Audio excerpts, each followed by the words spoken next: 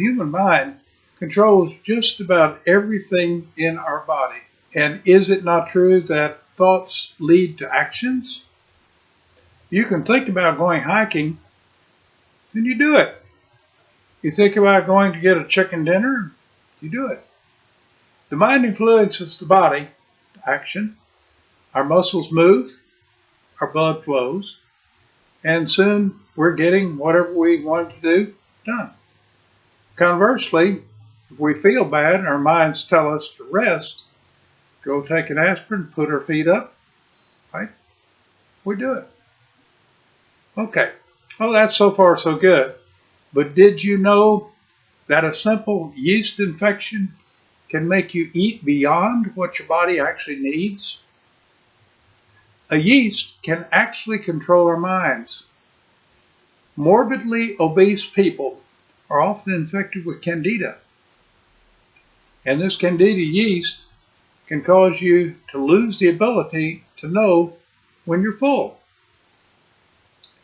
The yeast just simply overrides those nerves in your stomach and all the connections to your brain, and it allows the person to gorge.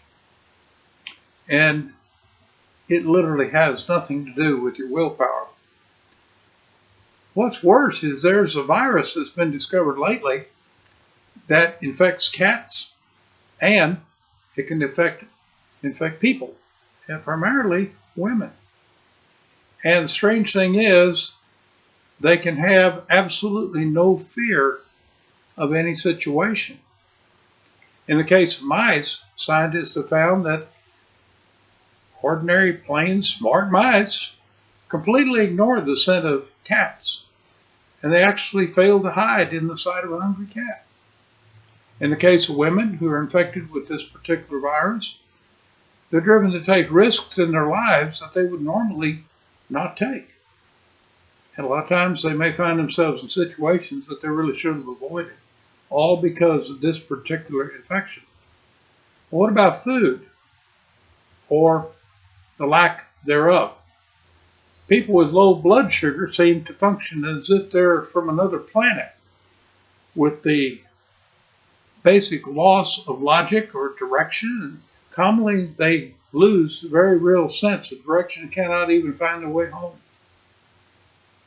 Well, what does this have to do with thinking that one is sick and getting that way? Well, psychosomatic distress diseases can create in a person's mind that something is true about one's health, and soon that person they're actually expressing those very real symptoms of the disorder of which they believe they're the victim. Now, this is very close to a condition called Munchausen's disorder, and that's where people make themselves sick for the pity of others, and that is based upon reading too much material on the internet about some disease or picking up a lot of information from friends, and you're convinced that you now have some disorder. The people actually become sick, the symptoms are fake, but they closely mimic the actual disease. It's frightening. I guess maybe we're not all that way? No. Most? No. But you know, there are many people who truly believe that they'll get the flu without a flu shot every year. Yet recently, scientists have proved that virtually all flu vaccines are completely ineffective. Since the flu strains that are making up that vaccine have mutated 15 or 20 times since the vaccine was created. Yet the people who fail to get their flu shots often become deathly ill, believing that they have the flu since I could die without my shot. And I've heard this from many old people. The media also does a wonderful job on us with this regard. They convince us that got to get the flu shot. But in the science really behind this, the head-body relationship or tipping reality is there. It's absolutely there. It's used every day in medical research with the placebo effect. Our brains are so powerful and so capable of producing powerful chemicals that when people are given a simple, inert, and ineffective pill for some disorder, much of the time, at least 50%, these people see positive results. And the pill is totally inert.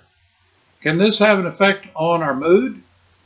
Well, the yeast story has another sad twist. People lose self-esteem as they gain weight beyond their control. In essence, they become depressed. In general, most obese people suffer from some level of depression. Well, here's a great opportunity to medicate for that. And many obese people are put on depression pills, various kinds of prescriptions, and now they're on the medical treadmill. Shortly, they actually have to get their cholesterol down. So now they're fed statins and very other horrible materials that you have to take because you're taking statins. You see, that way statins can actually feed depression. You get the picture? Wow. Another factor for believing it is so it's so is aging. Have you ever heard anyone say he needs to act his age? Sure, but everybody's heard that. Well, what does that mean? What does it mean exactly? It means that one must conform to a stereotype of some decrepit old person and restrict their activities and definitely restrict their dreams. But you and I know the sad truth. Inactivity breeds despair and a loss of desire to be active. Remember, the rocking chair kills more people than old people falling off mountains while they're hiking or climbing. Personally, I resent being told that I have to conform. I will not let someone else's idea dictate that my mind needs to be shut down along with my body just because of my age.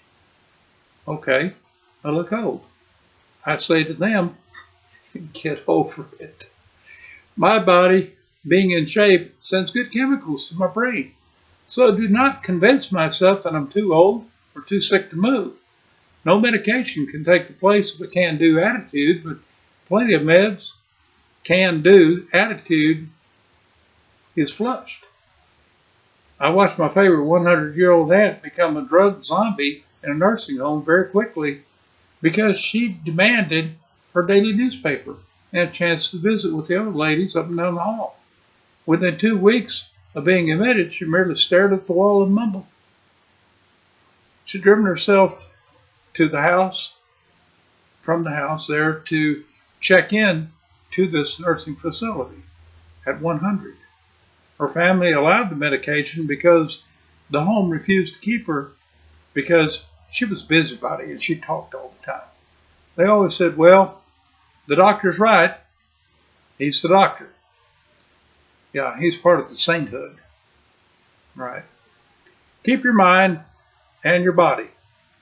Do not allow inactivity to create an inactive mind that sends out inactive signals.